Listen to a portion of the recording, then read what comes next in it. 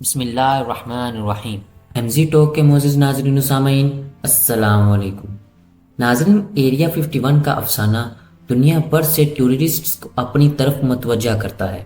لوگ Rachel new ایڈا کے قریب ایئر بیس پر دوسری دنیا کے اسپیس کرافٹ کے نظر آ جانے کی امید سے آتے ہیں۔ بہت سے لوگوں کا ماننا ہے کہ یہاں یو ایس آرمی ان یو ایف اوز پر ریسرچ کر رہی ہے جو ماضی میں گرے تھے۔ کچھ تھیوریز یہ بھی کہتی ہیں کہ ایریا 51 میں ٹائم ٹریول، ٹیلی ٹرانسپورٹیشن اور ایلینز کا کنیکٹ کرنے پر ریسرچ اور ایکسپیریمنٹس کیے جا رہے ہیں۔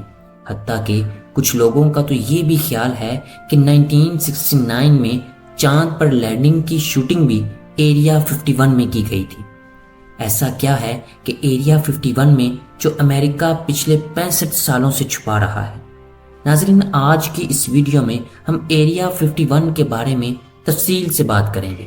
اس سے پہلے آپ سب سے گزارش ہے کہ ہمارے چینل ایم زی ٹاک کو سبسکرائب کر کے بیل آئیکن کے بٹن کو آن کر لیں تاکہ آنے والی ہر ویڈیو کا نوٹیفیکیشن آپ کو بآسانی مل سکے۔ لاس ویگاس کے شمال مغرب میں تقریباً 193 کلومیٹر کے فاصلے پر نیو ایڈا کے ایکسٹرا ٹریسٹریل ہائی وے کے ساتھ 46 اور 48 کلومیٹر کے درمیان ایک کچی سڑک ہے۔ اگرچہ اسفالٹ سے کوئی بلڈنگ نظر نہیں آتی، لیکن یہ ٹریک گروم لیک اور ہومی ایئرپورٹ کی طرف جاتا ہے، اور یہی وہ سڑک ہے جو امریکہ کی خفیہ ایئر بیس ایریا 51 کی طرف جاتا ہے۔ ناظرین، ورلڈ وار 2 سے پہلے گروم جھیل کے قریب کا علاقہ سلور اور لیڈ کی مائننگ کے لیے استعمال ہوتا تھا۔ جنگ شروع ہونے کے بعد فوج نے اس علاقے پر قبضہ کر لیا اور اپنے نیوکلیر ویپن کی ٹیسٹنگ کرنا شروع کر دی۔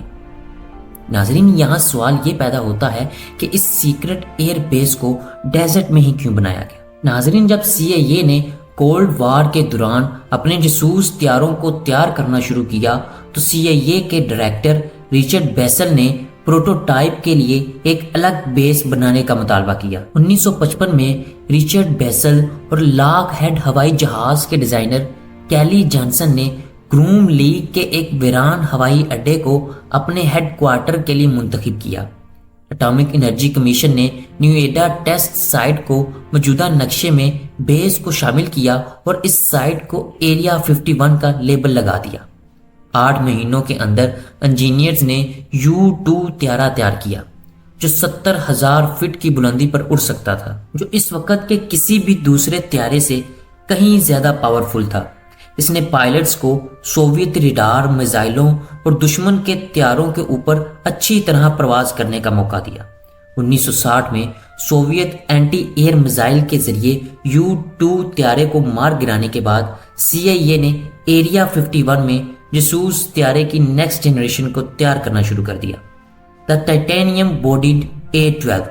ناظرین، ریڈار کے لیے تقریباً ناقابل شناخت A-12 70 منٹ میں تقریباً 3500 کلومیٹر فی گھنٹہ کی رفتار سے پرواز کر سکتا تھا۔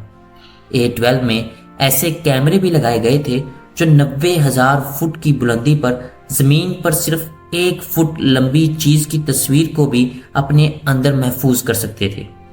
ناظرین، ایریا 51 کو 1889 میں ہمیشہ کے لیے ایلینز سے اس وقت منسلک کر دیا گیا جب ایک شخص نے دعویٰ کیا کہ وہ وہاں کام کرتا ہے۔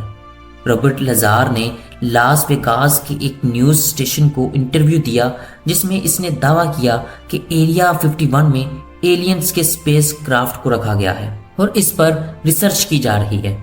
اس کا دعویٰ تھا کہ اس کا کام فوجی استعمال کے لیے ٹیکنالوجی کو دوبارہ بنانا تھا، لیکن جلد ہی لازار کے اس دعوے کو غلط ثابت کر دیا گیا۔ ناظرین، لازار کے مطابق انہوں نے ٹیکنالوجی کی ڈگریز ماسوچیسٹس انسٹیٹیوٹ آف ٹیکنالوجی اور کیلیفورنیا انسٹیٹیوٹ آف ٹیکنالوجی سے کی تھی، لیکن ان انسٹیٹیوٹس نے دعویٰ کیا کہ لازار کبھی ان انسٹیٹیوٹ میں گیا ہی نہیں۔